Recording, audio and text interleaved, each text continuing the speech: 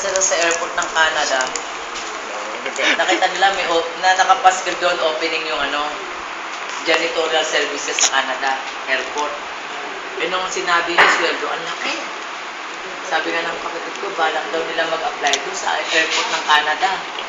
Ang gagawin lang, janitorial. Eh ano lilinisin mo doon sa airport na yun? Wala namang ganong katao-tao, wala namang ganong pasahero. Oh, malinis. Halos malinis. Kaya nga sabi niya, bagamat mababang klase yung trabaho, pero hindi ka pagod kasi wala naman talaga trabaho. Wala kang lilinisin eh. Mababa ang trabaho doon, mababang rin trabaho. Pero malaki sweldo. Ang pinakamalaki sweldo raw doon, kung matitiis na talagang trabaho, garbage collector. Oo nga, yung masama rin na siya. Eh, pangalawa pulis ang pinakamalaki sweldo. Kasi yung trabaho doon ng pulis. Pag ikaw pulis, talagang kailangan ibuhos buhay mo buhay doon. Nawala ka. Last na yan, ano? Oh, sure. Salamat. Bra.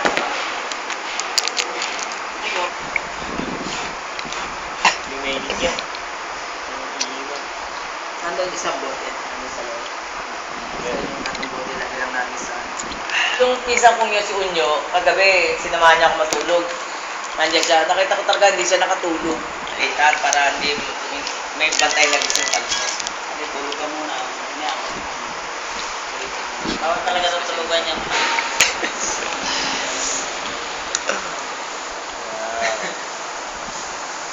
With feelings pa yun, Ay, sabi ko.